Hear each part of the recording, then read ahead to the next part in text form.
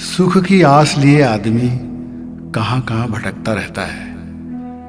एक सवार गधे की पीठ पर बैठकर छड़ी से उसके मुंह के सामने थोड़ी दूर पर गाजर लटका देता है। गधे को लगता है कि 2 कदम आगे चलने पर वो गाजर उसे मिल जाएगी और इस उम्मीद में वो कदम बढ़ाता जाता है और पीठ की सवारी को ढोता रहता है। उसके लालच का फायदा सवार उठाता रहता है।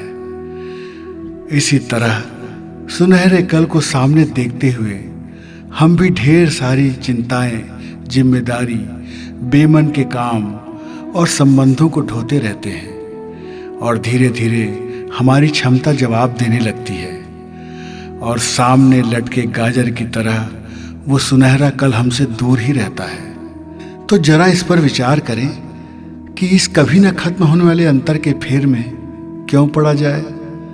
सुनहरे कल की आस में आज को क्यों बोझिल बनाया जाए, उसका आनंद क्यों खोया जाए।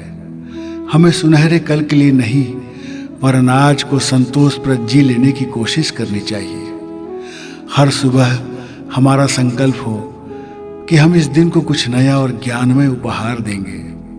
हमें विचार करना चाहिए कि हम किस दिशा में जा रहे हैं, हम किस दिशा में प्रयास कर रहे हैं और जो प्रयास कर रहे हैं उससे आखिर किस तरह की कामयाबी मिलेगी। हमें प्रयास और सफलता का मतलब अच्छी तरह से समझना चाहिए, क्योंकि जिस दिशा में प्रयास कर सफलता हासिल करते हैं उस क्षेत्र की जिम्मेदारियां भी बढ़ती जाती है, क्योंकि आपकी काबिलियत को देखकर दूसरे आप पर और भी ज़्यादा जिम्मेदारी लाद देते हैं और यहाँ पर आपका अहम और आपके लालच आपको इन्हें स्वीकार करने के लिए मजबूर कर देते हैं। इसका परिणाम होता है तनाव, टकराव और रातों की नींद हराम, और ये सब मिलकर आपके जिंदा रहने के मौलिक अधिकार के लिए खतरा बन जाते हैं। आपकी सेहत पर संकट आ जाता है। इसी तरह जो सफलता मिली है, आपने उस सफलता का क्या मतलब लगा रखा है, ये जानना बेहद जरूरी है। इस पर एक महापुरुष ने सफलता के मायनों पर बड़ा महत्वपूर्ण विचार दिया।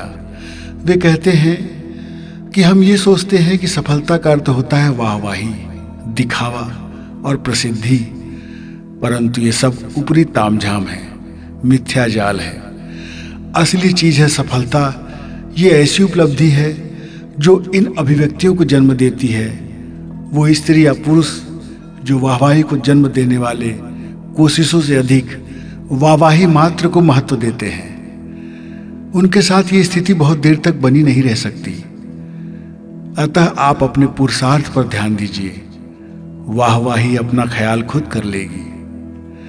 प्रयास और सफलता पर एक अलग तरह का विचार देते हुए स्वामी विवेकानंद कहते हैं कि मनुष्य का अंतिम लक्ष्य सुख नहीं वरन ज्ञान है। सुख और आनंद तो विनाशी है, अतः सुख को चरम लक्ष्य मान लेना भूल है। संसार में सब दुखों का मूल यही है कि आदमी मूर्खतावश सुख को ही अपना आदर्श समझ लेता है।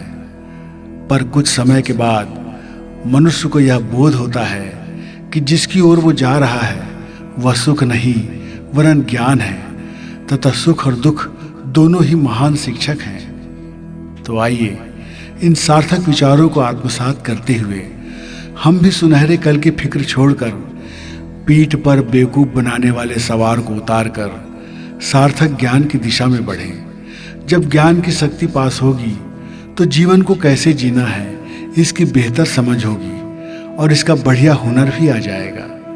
ज्ञान बेहतर नजरिया देता है। इसे इस तरह समझा जा सकता है, आपकी नौकरी चली गई तो आप इसे इस तरह सोच सकते हैं कि मैंने नौकरी खोई है, अब मैं अपना घर कैसे चलाऊंगा, मुझे ऑफिस से क्यों निकाला गया। और सोचने का दूसरा तरीका ये हो सकता है कि क्या हुआ नौकरी चली गई, मुझे दूसरी संभावनाओं को खोजने का मौका मिला है, मैं इससे अपना हुनर बढ़ा सकता हूँ और बेहतर नौकरी पा सकता हूँ।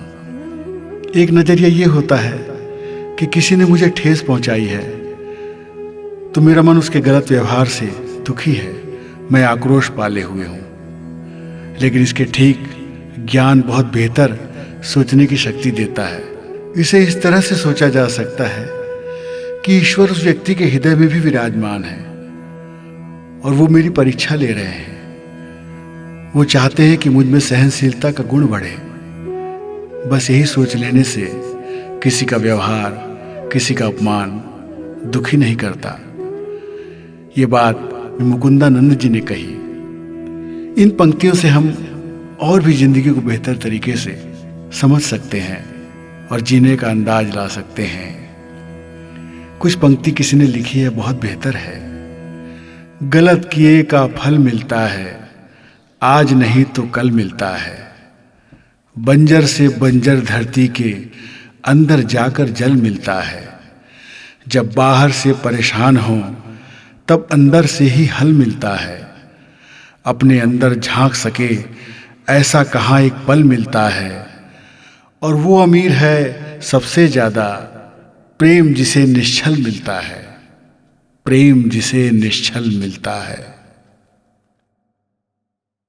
उम्मीद है दोस्तों मेरी कहानी आपको पसंद आई होगी।